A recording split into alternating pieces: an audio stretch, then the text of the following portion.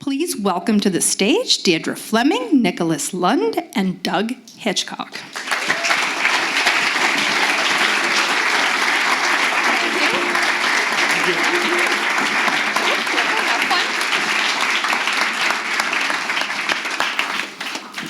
Thank you again, both of you, for joining us for Maine Voices Live.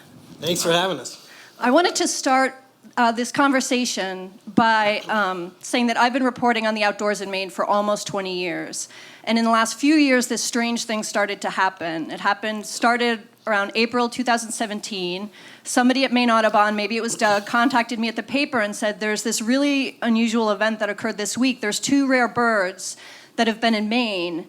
One was the vermilion flycatcher on Hog Island in Bremen, and then 2 days later, a field fair, thank you, was seen in Damascata. And he said, it's very unusual that two rare birds in the same week. So I went to the editors and I told them, and they got all excited, and they said, can you get that story for tomorrow's front page? I said, yeah, that's no problem. So I found people who had been in Damascata, I found people who had been in Bremen, interviewed them on the phone. They sent a photographer to Damascata for the birders looking for the field fair, which is native to Northern Europe and Asia. So it was very unusual that it was here. And it ran on the front page, and if memory serves, both rare birds were on the banner on the Portland Press Herald. So then 4 months later, in September 2017, again, Doug contacts me from Maine Audubon and says, there's another rare bird in Maine. It is the Fork-tailed flycatcher, thank you. But who's counting? And ironically, it's at Gillsland Farm. So there are people here, and people coming from all around New England to see this bird. So I tell the editors, and again, they want the front page story. Can you drop what you're doing and go there and do a story? Sure, that's no problem. I go to Gillsland Farm with photographer Jill Brady. She got an amazing photo with Doug's help of a fork-tailed flycatcher, and the photo ran really big on the front page. So a year later, in August 2018, last August, when Doug contacts me, or maybe it was Jeremy Kluge, who used to be with Maine Audubon, communication director, who I believe is here tonight, one of the two contacted me and said, there is this great black hawk in Maine, in Biddeford. Very rare, only the second time it's been seen in the United States, first time in Maine. So I tell the editors, and they want a front page story. At this point, I said, either to Doug or Jeremy, and I said, you folks at Maine Audubon should ride this horse as long and hard as you can, because I don't know how long the editors are going to want birding stories on the front page. But I go to Biddeford, and sure enough, there's people from as far away as Arizona. There was a woman from the Midwest who was having a big bird year. There are two guys who had driven from upstate New York overnight to see this great black hawk. So by November, when Doug tells me that the great black hawk had settled in Deering Oaks Park, and the editors again want coverage of it, in January, this past January, when the bird falls out of the tree and is rescued by a local woman and brought to Avian Haven, and news editor John Richardson says, can you drop what you're doing, find the woman who rescued the great black hawk. We want it for the front page tomorrow. We have to get that story. And through Facebook, I found the woman who rescued the great black hawk. She might be here tonight. Is she here? She's a hero. At that point, I realized two things after the great black hawk rescue story. One, the editors know what they're doing. And two, all those birding organizations around the country that say birding is the fastest growing outdoor activity in the United States are probably right. This past winter, I did a story on the growing number of birding festivals in Maine. And in fact, U.S. Fish and Wildlife reported in its last national survey of outdoor recreation that in 2016, the last time U.S. Fish and Wildlife did the survey, birders outnumbered fishermen and hunters. And 15 years ago, when I started as an outdoor reporter, just after I started as an outdoor reporter, U.S. Fish and Wildlife Service only does this national survey every 5 years. 15 years ago, they didn't separate out birders. It was just wildlife watchers. So now birders get their own category in this national survey. So this was not always the case. And I'd like you gentlemen to start with why you started birding when you did and what it was like back then when you started as birders. For Doug, you were a senior at Bonnie Eagle High School. It was 12 years ago. And for you, Nick, it was 14 years ago. You were a senior at Hamilton College in upstate New York. Yep. share with us why you started birding and what it was like for you when you started. I started because it's fun as heck. I started because it's fun. Birding was not something that I was aware of growing up. I grew up in a very outdoors family of hunters and fishermen, which was wonderful. It meant I was outdoors all the time and seeing lots of things and doing lots of things. But none of it clicked with me the way it should have, I think. And so I was a senior in college. I was in a used bookstore in Fort Wayne, Indiana, and I saw a bird field guide on the shelf, and I picked it off, and some old lady in Florida, I gathered, had written next to each bird where she had seen them and the date. And I just was like, that's cool. And so I bought that book, and I crossed off all her things, and and a switch flipped in me and said, this is sort of a lifetime journey of exploration and discovery and seeing all kinds of different habitats, and it just immediately struck me as something that I wanted to do forever. And so I still have that book. It's tattered now, but and so it's been that since then. Yeah. Yeah, for me it was through photography. I had gotten my first camera, which was a great kind of intro to birds for a lot of people. I think the Maine Birds Facebook group is a great kind of testament to that, the amount of people just taking photos of birds in their backyard. I remember that, I had photographed this chipping sparrow in my parents' yard growing up, and being able to, look in the field guide, match up the field marks. I identified it as a clay-colored sparrow, all sparrows, little brown jobs. And then saw the range maps and knew that I must have been wrong. And sure enough, eventually found out chipping sparrow. And it was that whole investigative process that was just so interesting to me. And after, a couple months of that, I found Maine Audubon, trying to find where could I find more birds. I had run out the list in my backyard. And they had the weekly rare bird alert that came out every Friday or something. And in it talked about an ash-throated flycatcher, which you should have to go to Arizona if you want to see one. And one had shown up at this little yacht club in Saco, right down by the river. And in it said that the ash-throated flycatcher continues for the second week. It's been seen on the 13th, 14th. No one saw it on the 15th. It was back on the hillside by the 16th. And this is the 7th record of one in the state of Maine. And the fact that there were that this bird had flown thousands of miles the wrong way, but there were people to right down the road from where I was. And then there was this community of people keeping track of it and knowing that this was the 7th time, and I knew I wanted to be a part of that. But 12 years ago and 14 years ago, when you started birding, you didn't see a whole lot of people who were 18 and 22 at the time? No, I didn't see anybody for years. It's actually one of the kind of nice things about birding is that you can just go outside your house and you're birding. And so for a long time, that's all I did. I would go for walks and did everything on my own without seeing anyone. When I did see people, they were not 22 for the most part, to the point when I saw Doug. And the way I remembered is I saw you at Evergreen Cemetery across the pond. And I wanted to run across the pond to find you, to be like, what are you doing here? And it was obvious that he was birding? Yeah, I guess so. I mean, unless he's standing in a cemetery by himself, which I probably should have talked to him anyway, because that's kind of interesting. But yeah, it was clear he was birding. Yeah. And I remember when we finally did connect was at Pine Point. I had gone down to the dock. I was trying to photograph some duck or something, and was so intent looking through the camera, and then looked up, and there you were with binoculars, and I was like, you're young? Yeah.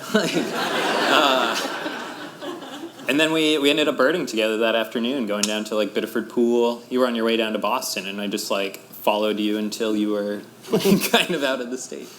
Yeah, that was weird. Such a great bro love story. Yeah, it was. It was. Yeah. You put it that way. Yeah. So birders are known to go to these extreme. Yeah, it's all right. Birders are known to go to these extremes to see rare birds. Talk about some of the exotic trips you've gone on for birding and some of the trips you've taken at the last minute to kind of drop everything and chase a rare bird. I'll start. Doug has better stories than I do, but I'll start by saying one of the wonderful things about birding is that you need to take these trips. I mean, one of the things about birding is that a bird can show up anywhere at any time, and if you want to see it, you have to leave work or your family and go there. And I love that part of it. No. Right, I can see how that would sound funny. Not that part, but I love the spontaneity of it and the travel of it. But you've done some good ones. Yeah, so visiting, it's these exotic places, and it's not just, there's so many beautiful places around the country, national parks and things that people want to travel to, but sometimes the best birding is, the parking lot to those national parks rather than whatever the scenery is. So one of the best spots in Maine is the Pelreco building, which is down in Scarborough Marsh, where you literally, you go and stand on a flatbed truck with all these other trucks behind you and you look over a marsh. Now it's a marijuana growing facility. And so when you go bird there, all these, unmarked trucks come up to you and wonder what you're doing. Yeah, they're all paranoid for some reason. And so some of the places, like I did a trip out to Attu, which is the furthest island out on the Aleutian chain. So Alaska is just, huge, beautiful, so much to see. Like, let's get as far away from it as possible. So Attu is, it's technically closer to Japan than it is to mainland Alaska, but you're seeing North American birds, or you're working on your North American list, but you're seeing more Siberian birds than anything else. So, you never know where it's going to bring you. And for me, I mean, another reason I love birding is because you need to go everywhere to see all the birds. I mean, the goal is sort of to see all the birds, and to do that, you need to go to all the places. And so that means the middle of the ocean, the swamps in Florida, dry tortugas off Florida, the border from the Rio Grande all the way to Arizona, and off the coast in the Pacific to the tundra in Nome, Alaska. These are all places you've been? Yeah. Tops of mountains, and you see so much of the country and of whatever country you're in, that it's really sort of rewarding that way. Well, Doug, don't pretend like I'm not going to ask you about Chicago. Okay. So a few years ago, there was a bird called short-billed Alania, which it's a South American flycatcher. It was the first time one had ever been seen in the U.S. It showed up in Douglas Park, which is kind of downtown Chicago. You could probably buy some great drugs there. It was not a nice neighborhood. How do you know that? I saw a lot. No, it was not a nice neighborhood. But someone found this rare bird, and this is one of the coolest things of birds. You never know where these insane rare things are going to show up. I would have rather been anywhere else in that state. But here we were, another Maine birder and I flew into Chicago. The day we arrived was the first day the bird wasn't seen. So we spent 2 days walking around that park, avoiding certain people, and flew back to Maine having a nice trip. Somehow it was a positive experience. It was. I should say my sister was actually living in Chicago at the time, so I did get to, crash on her couch. So nice to, didn't completely avoid the family. Just coincidentally, though. Yeah, So the great black hawk, Doug, you were sort of at the epicenter of the buzz around this bird in Maine. Talk about that experience and how rare this event was in Maine birding, that it was here for so long and there was such excitement around it and it was in such a public place. Yeah, so it goes back to April of last year. There was a birder, Alex Lamoureux, who was down in South Padre, Texas, one of the best places to be looking for birds as they're migrating back north. And he was at this hawk watch and saw this raptor go overhead, fired off photos of it, and knew it was one one of the Black Hawks. Eventually figured out it was Great Black Hawk, which was the first time one had ever been seen in the United States. He watched it for like 40 minutes or something as it circled around being mobbed by crows, and then it flew off and was never seen again. So that was big news in the birding world. You know, anytime a first, U.S. record shows up, everyone's super envious. Months go by. As you said earlier, it was in August. All of a sudden, a photo pops up on this Facebook group called What's This Bird? Appropriately named, and it was a woman who had photographed this great black hawk in Biddeford, right by Fortune's Rocks, it ended up being the exact same bird. By looking at, we eventually relocated it a couple days later, and then it was only seen for 2 days in Biddeford, and good enough photos were taken, we could see the patterning of these feathers on the underside of the wing, called the underwing primary coverts. There's very intricate little patterns on them. And we could match Alex's photos from April to these photos that were taken in August. And it's essentially like looking at the fingerprint of the bird, and they perfectly matched. So we knew that same bird had traveled the whole way here, much to the chagrin of all the birders between Texas and Maine that missed the bird. So it disappeared for a few more months, and then it was eventually photographed off the Eastern Prom at the end of October. And then almost a full month later was when it was finally found in Deering Oaks. And that's where it then stayed for at least 3 more months into January. And thousands of people got to come see it in that time. You led some school groups on tours there. It became almost like the resident bird. Yeah, so I was very lucky to, to live in Portland, live so close to it, to be able to get there almost every single day. The first day we were there, it was a Thursday, we had done our bird walk at Gillsland Farm. I think someone either sent me a screenshot of it. It was, again, posted on a Facebook group. And so we ran right down there. And it was in Deering Oaks, right across the street from King Middle School. And Maine Audubon does a lot of work with King Middle School. So I was actually texting teachers, there's this amazing bird outside, you need to get your kids out here. And to the credit of those teachers, for that Thursday and then again on Friday in between classes, so when the kids were switching, they would bring groups of the students out, and I'd just have the scope set up for them, so all the kids got to come through. The best was on Friday, one girl looked through the scope, looked at the bird, and she was like, "The bird's been here for a while." And it probably had been, which was pretty awesome that she probably had seen that bird longer than anyone else had. And while you're very well known among Maine birders across the state and very highly regarded, that bird sort of made you famous among middle schoolers. Didn't you say they'd come up to you in the supermarket and? I was recognized once. The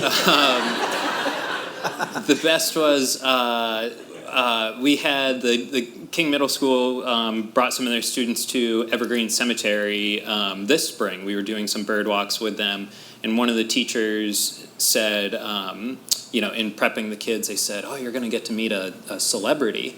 And after they introduced me, after I birded with them, I heard one of the kids, walking out say, "When do we get to meet the celebrity?" Nick, you have this blog that has a national following, The Birdiest, and you have thousands of followers. So, from your perspective as a birding blogger who's got this huge following, talk about why you think this bird captivated at least the people in southern Maine and greater Portland. There is no precedent in other parts of life for this thing happening. It would be like a zebra showing up in the woods. Someone's out hunting and they see a zebra. It's like that. And because birds have wings and they can really go wherever they want, this happens occasionally. It's called vagrants. The great blackhawk is one of the most extreme examples of it, really, ever. And so when people wrap their heads around that, this bird, this species has never been seen north of Mexico, and spends most of its time in Mexico or Brazil, and now it's just here in Portland, just hanging out, and got here on its own. It's fun and interesting and cool. this bird was so, this species had probably never seen snow before, in its whole evolutionary history. And so and that's the other thing, this is an individual, this is one guy who just decided to fly for whatever reason, flew for thousands of miles, and now ended up in this place far away. It's just, it's exciting and interesting and weird. And he is a guy, I learned earlier when we were talking that the bird requires a special test to figure out which sex the bird is. And Avian Haven, where it was brought after it fell in Deering Oaks Park, did that test, and the great black hawk is a he. Yeah. Yeah. And he hasn't quite left us. So there's going to be a monument or a statue anyway in his honor, depending on how you look at it. And his remains he's taxidermist is mounting him, and he's going to be in the Maine State Museum. But there are some people that think maybe he should have been kept closer to southern Maine. So let's have a show of hands. How many people think the great black hawk should have been encased at Maine Audubon? Political. Yeah, so it is worth saying that we know that most vagrant birds tend to be juvenile males, young birds. Which makes sense, right? Yeah, we've all been there. I mean, we didn't even need to tell you that. We all went to that too. Yeah, we don't need to tell you that. But there was no precedence for this event, where a lot of the things like even that South American fork-tailed flycatcher that showed up in Falmouth, we can explain why. We know the errors that the bird made to get here. It's usually what's called a mirror image migration, wandering spring overshoots. There's a number of storms, droughts. Yeah, there's a number of things that cause vagrancy in birds. None of those hold true for the great black hawk, which is what's kind of so bizarre about this, and why it probably won't ever happen again. Yeah. But while he will be in the Maine State Museum, he might visit Maine Audubon? Yes. We will definitely put in our request to get that mount to come visit Falmouth at some point. Or we'll heist him. Which I should have said, but... I should mention that Friends of Deering Oak is doing a fundraiser right now to help fund the... so there's going to be a life-size bronze statue put in the park of the bird, and then the part that Maine Audubon is even more chiming in with is some interpretive signage to kind of talk about the importance of those green spaces in these large cities. There's some part to the story that the bird definitely chose that park because of the mature trees, the riparian habitat, the water that was there. Like it had, the abundance of squirrels. Fat squirrels. As well as city rats. Yeah. So, there is kind of a greater message to this bird and the place that it chose to be that really shows the importance of those green spaces.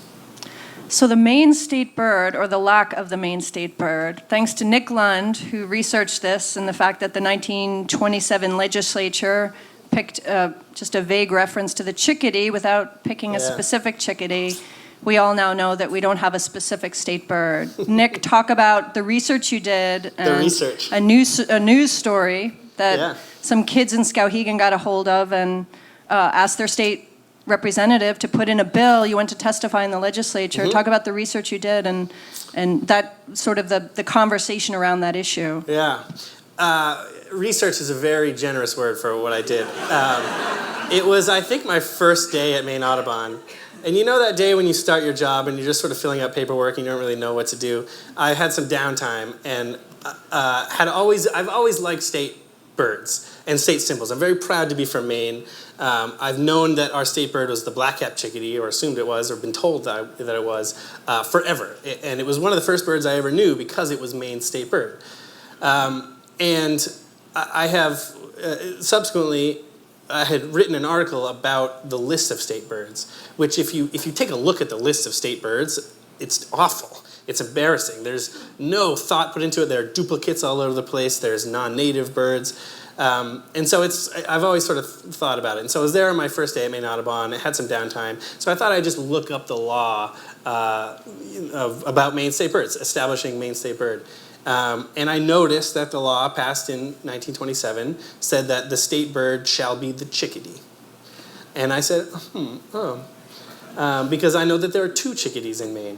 And there was no supporting documents. I actually wrote to the state historian and the state law library to see if there was legislative history possibly indicating which chickadee they had in mind. Both of those chickadees were full species at the time, so they were well known. And there was nothing. And so I just sort of thought, that's interesting. We don't technically have a state bird. I had actually, this is nerdy, but I have looked at all 50 states' laws. Maine and Utah are the only ones that don't specify a particular species. And so at the end of my first week, I was on a boat, and you were on the boat, and I mentioned to you, as I was trying to sort of just make conversation, did you know that we don't have a state bird? And you said, oh, really? And I said, uh-oh, this is going to be a big thing now. And it was, which is great. And, it's really interesting to me because the two possibilities in Maine are the black-capped chickadee, which is a wonderful bird, lives all over Maine, but is not particularly unique to Maine. It lives in about 30 other states. So there's nothing particularly Maine about it. The other option is a bird called the boreal chickadee, which lives only in northern Maine, is a little harder to find, but it's also a little hardier and does not live in as many states, lives in only a couple states. Maine is sort of the stronghold for it, I would say, outside of Alaska, which doesn't count.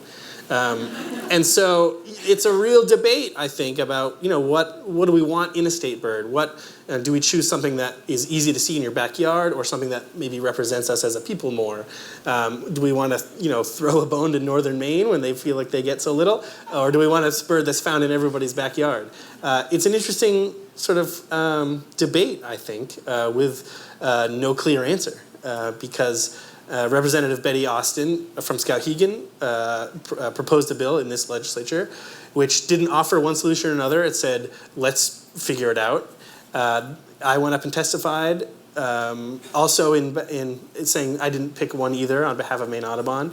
Boreal chickadee, it should be.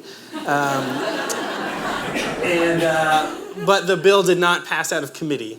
So for this session, this year, there's no movement on the bill. So until we all get up there with our signs and demand change. It was killed with by a vote of 10 to 0. Yeah, Yeah. It was interesting. I tend to think statewide, but if you're a representative who represents a specific district, and I got this from one of the representatives, they said, you want me to vote for a bird that doesn't live in my district? That's politics, man. That's politics. And so, Maine Audubon did not put a lot of oomph into this. This was something that took on a life of its own.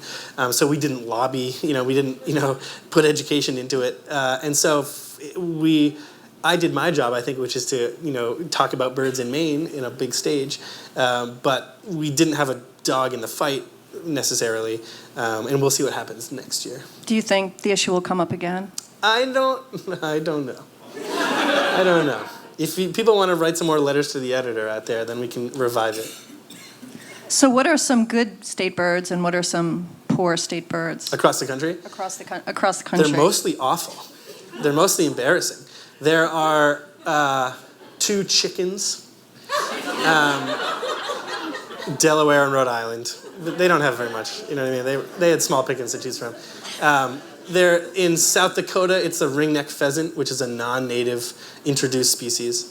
I think the worst are Texas and Florida, which have the most vibrant bird life of any 2 states in the country. They have beautiful, roseate spoonbills and crazy warblers that are only found there, and seabirds. Both of them have the northern mockingbird, which is a very boring bird that is bland looking, and it lives everywhere and is just not unique to any of these states. And so I think this is a chance for Maine to differentiate ourselves. What I should say about the black-capped chickadee is that Massachusetts has it, too. So there you have it. If it became a citizens referendum Say no more. and we could have any state bird on the ballot, which bird would you want as the main state bird? Oh man, what a great question. So And Doug, jump in. Yeah. Citizens referendum next year. So Maine has some great charismatic species. Everyone loves the common loon. It's another widely distributed one. But for me, Atlantic puffin, we're the only state that has Atlantic puffins nesting. But how many people here are from northern Maine, where there are no Atlantic puffins? Right? We're just excluding the whole part of that state, Doug?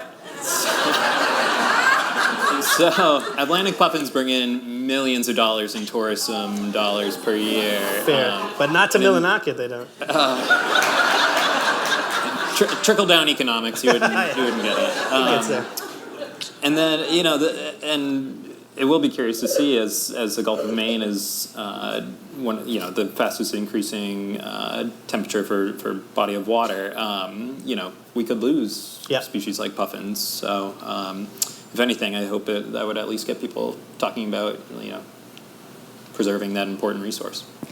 Steve Kresh with National Audubon, who helped bring the puffins back, he has said that if they stepped away and they didn't do the island stewardship that they do, the puffins population would The gulls decline. would eat them all. Sorry, We were... it's dark. Yeah, this is getting heavy. We were at the Acadia. Doug and I both were at the Acadia Birding Festival this past weekend, and took a part of that was a boat trip out to Petite Manan, which is a big puffin colony. And I was very surprised at the number of laughing gulls that are breeding out there. Laughing gulls has traditionally been a southern gull species in the United States, and just in the past 20 years, maybe more. Has increased their presence in the Gulf of Maine, and the island was about half laughing gulls. People think that climate change is something that is going to happen in the future, that we're sort of warding off the effects of. But when you look at birds in the Gulf of Maine, it's very visible what's happening now, and puffins could be a direct sort of casualty of that. Sorry to take everyone down. No, speaking of the Acadia Birding Festival, which is Maine's longest standing birding festival, and it's the largest. It's the largest birding festival in Maine, and you were the speaker. I just learned this tonight, Doug, that I knew you were the speaker there, but you talked earlier about your keynote talk. Share, it just seems it was very interesting and sort of offbeat. Yeah, so the Acadia Festival this year had around 350 people attend it, most of them from out of state. So I mentioned the number with the puffins, but we need to realize that birds and birding as a hobby in Maine is actually doing a lot for our local economies, bringing people here. It's a shoulder season in the national park, and there were hundreds of people visiting, spending going out to eat. The Holy Donut on Deering Oaks, when that Blackhawk was there, was raking in the dough. Raking it in. I went there 6 times. Yeah. But your message to them was very different from what you said is currently discussed at birding festivals. I did the keynote on Saturday night, and my topic was, the title I gave was Humbled by Birds. And the idea was I told a lot of stories. I started with that humble feeling that we have when we think about birds and the amazing migrations that they go through. I showed migration maps of ruby-throated hummingbirds, and that's a bird that's 3 grams that's making trans-Gulf migrants. So we feel humbled in that way when we think about the things that they have to go through. And then kind of talked about more as birders how we need to. I was trying to get people to kind of take it down a peg, to be more humble about misidentifying birds. I hear this all the time with beginner birders as they're maybe a few months into it and they're starting to meet people, and some people can be a little more competitive with birding, and there's almost this stigma around misidentifications, and it's funny because everyone misidentifies birds probably every day. We're driving down the highway, you see something for a split second, it's just impossible. So I told stories about the greatest misidentifications I've ever made. Rarest bird I've ever found in Maine was correctly identified almost 3 years later. Yeah, I was there. Yeah, I photographed this bird on Monhegan Island in October, and any small rail on Monhegan in October should be a Sora, and I took this photo of it, and years later, the Macaulay Library teamed up with eBird through Cornell, where you can now upload. There's something like 35 million photos that have been uploaded to this database now. And I put in this one photo of a weird Sora, and then as I was birding with Nick, like this was a couple years ago, I get this text message from Luke Seitz, this all-star birder from Maine. He texts me, he says, "I would have been much more excited about this bird." And you got to see me just And that's when I started melt. taking pictures of you over your shoulder Yeah, to record the moment. and saw it was a picture of a corn crake, which hadn't been seen in Maine for a couple hundred years. The only other record was from like late. I used to know the date, but a hunter shot one in Falmouth, like I think early 1800s or something. Like just this insane record. It was the first time one had ever been photographed in the U.S., and I didn't even know it. So. It's a tough ID, to be fair. It was a challenge. Yeah, there's a great book called Rare Birds of North America that has a species account for corncrake, and under similar species it says, unique enough to not be misidentified. Speaking of the 1800s, I think I might have time for one more question. You both work for the oldest conservation organization in Maine. You can talk a little bit, or please, Nick, talk a little bit about the history of that. And, so what are some of your goals for both of you for the conservation work you hope to do in the future? Yeah. We work for Maine Audubon, which started as the Portland Natural History Society in 1843. We were down in various buildings here in Portland, all of which had burned down at one point or another, losing our entire collections. People were running out with a passenger pigeon that they had saved a couple times in the 1800s. And back then it was really, this is when people thought that they were like giant dragons in the ocean. And so the goal of a place like us was to really introduce people to Maine wildlife and the world's wildlife, and sort of introduce that element of celebration and interest and love of wildlife, which has carried through, I think, as a theme to Maine Audubon today. We've joined with what started as the Maine Audubon Society in the early 1900s. This is when, in the late part of the 1800s, of course, there was wanton hunting of things like egrets and lots of birds that were quickly going extinct because of there was no regulation on hunting. Audubon societies popped up to try to slow that, and we're very successful in that, thankfully. Maine Audubon was one of those, and we joined with what was the Portland Natural History Society and have carried through to this day.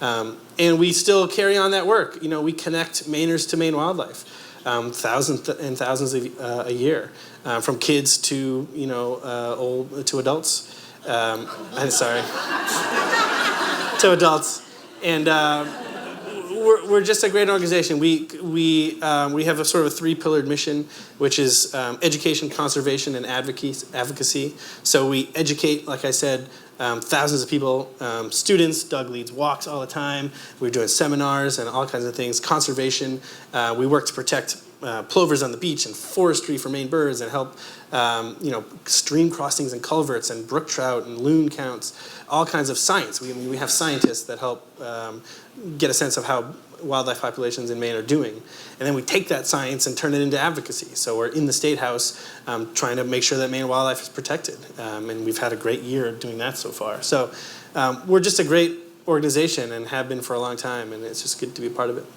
But what is some of the conservation work you hope to do? Doug, you're super involved right now with the Maine Breeding Bird Atlas.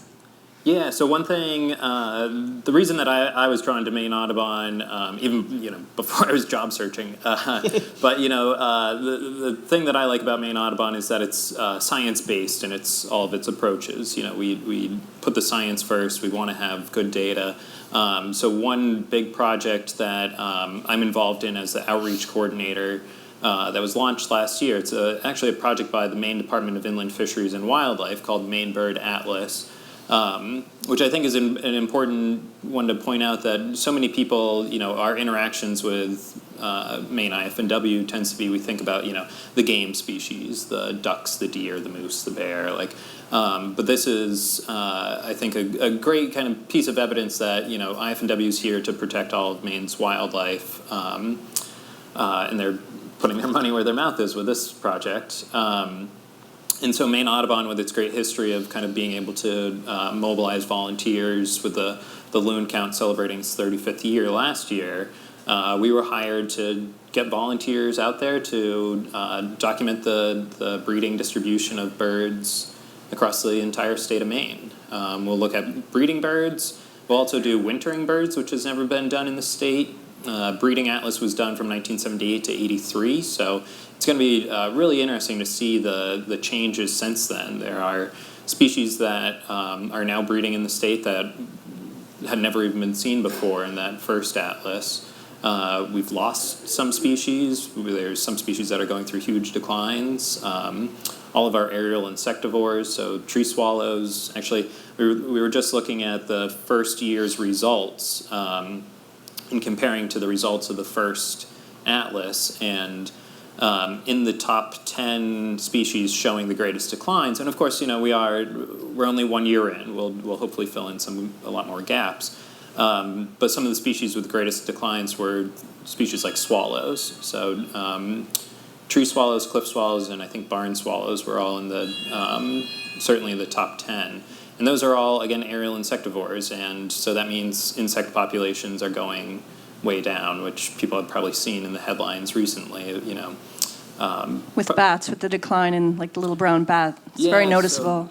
So bats are definitely declining as well, more tied to white nose syndrome, unfortunately, but we're really losing kind of this, one of the, bottom of the food chain kind of concepts, which ties into more work that Maine Audubon's doing with Bringing Nature Home as a project, kind of a spin-off of a book by Douglas Talmay of that title. And it's the idea that we need to be supporting more native plants on the landscape. Those native plants support the native insects, and those native insects are the food for a lot of our birds and other wildlife. So we can put up all the bird feeders we want, but the only way we're going to support the next generation of birds is, by starting at that bottom of the food chain and having things like native plants.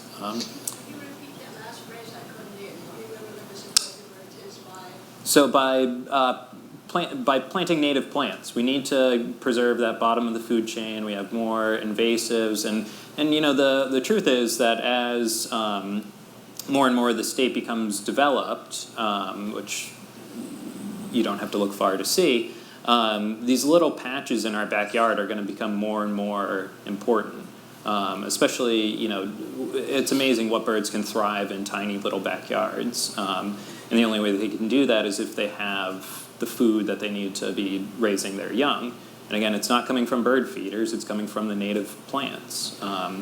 So all those little biting insects that sometimes bug us are actually, that's what these birds are feeding their young. And they'll do a better job controlling those. The birds, the bats, they'll do a better job controlling those insects than whatever terrible chemicals people want to spray. I should say, though, can any guesses out there what we think the biggest increase is? So we don't know for sure, but if we have a pretty good idea what we think the species with the largest increase from 1983 has been?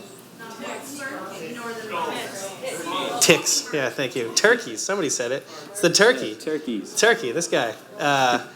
Turkeys were almost extirpated from Maine.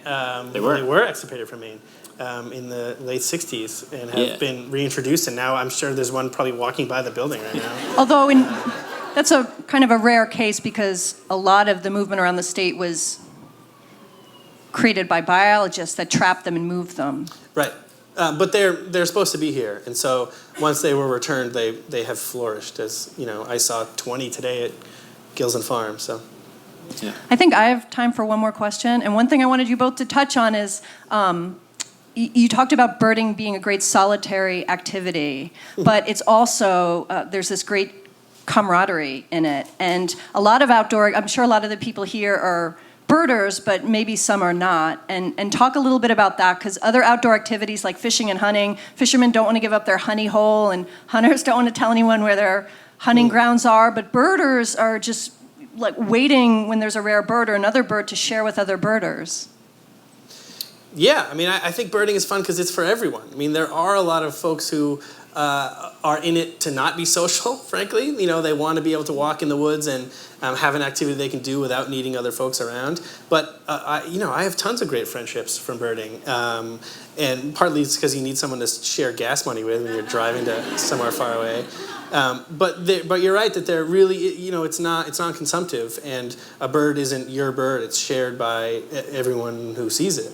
And so getting people onto a bird or all going as a group to see things or just to go out there is a real sort of, it's at the heart of birding, and it's one of the funnest parts. It's just blown me away when I've gone to do these stories that we've talked about and seen a crowd of birders, and they're almost waiting to help somebody who's driving up to show them where the bird is.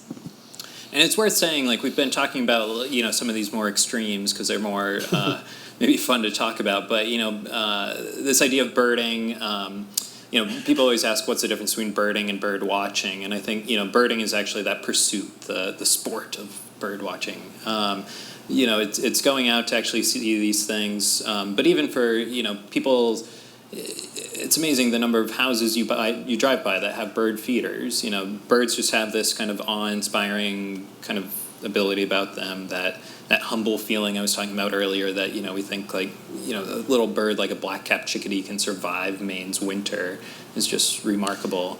And then the other thing is they're so accessible. I would be a, large carnivore specialist if I could, but I can't go out and see bobcats every day or mountain lions but birds, we could step outside and watch the pigeon flock out here, and even in a flock of pigeons there's some amazing behaviors, just watching their maneuverability as flocks in flight. Like they're accessible to everyone almost everywhere you go.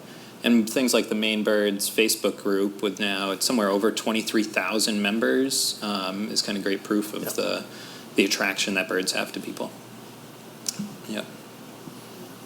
I think we're going to open it up to questions from the audience. Let's start right over here. Hey, Doug. I know so many stories about Doug, I wasn't sure which one to bring up, but I did go get to see the great black hawk in Deering, and it was in October, and it just started pouring. Like, it was just one of those cold fall days. I'm minding my own business looking at the hawk, and I look over and I see this shivering mass in this umbrella. It says, shoot, Doug has this lens as long as my arm.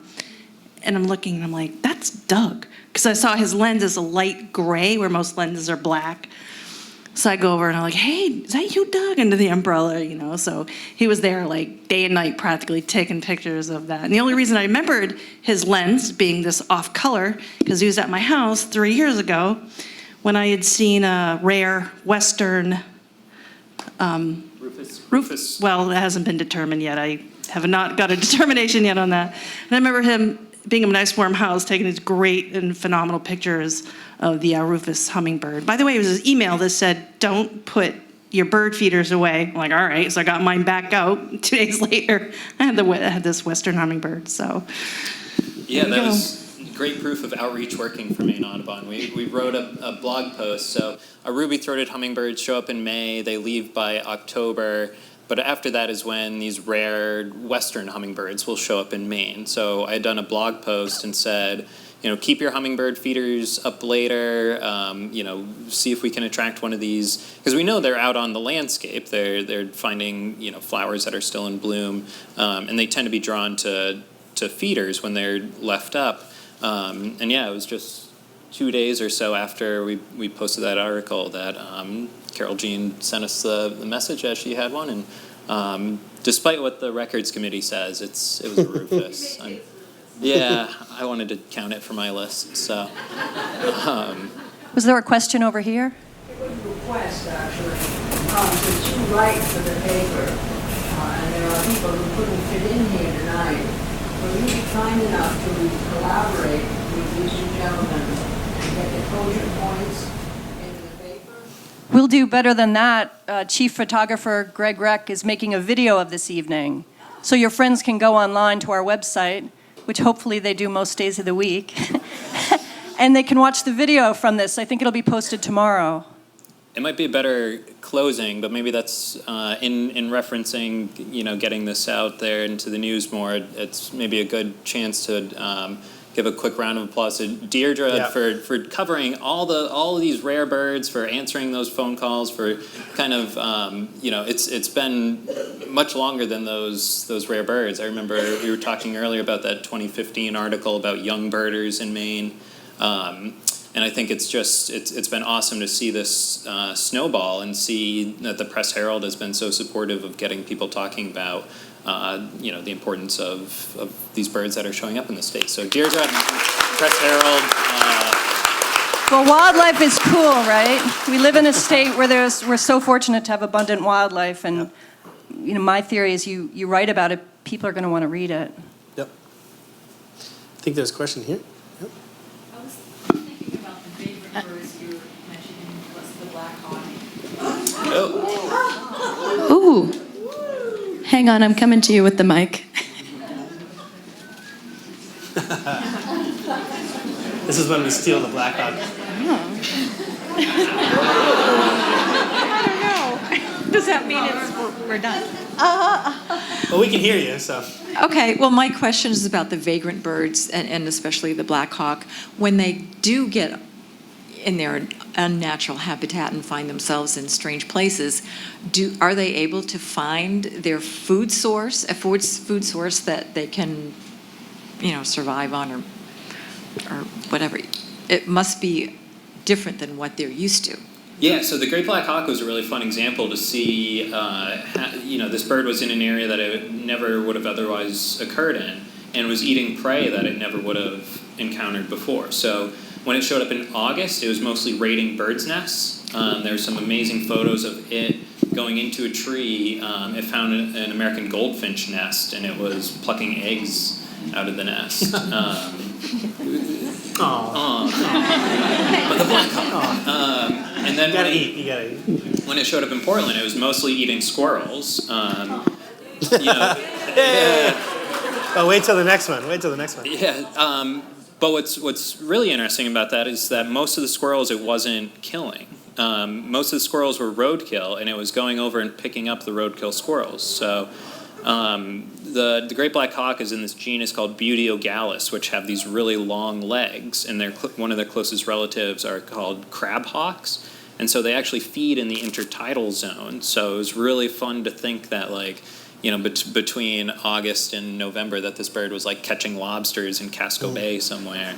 But I want to say quickly that it moved from squirrels onto rats in Portland. So there's no for that. That's just applause. Yeah, it was eating rats. It actually stole 2 pigeons from a local Cooper's hawk. So the Cooper's hawk had killed pigeons, and then it would take them from it. It was seeing... One of the only other native prey items that it took was what looked like redback vole, or one of the voles, when it was hunting along 295.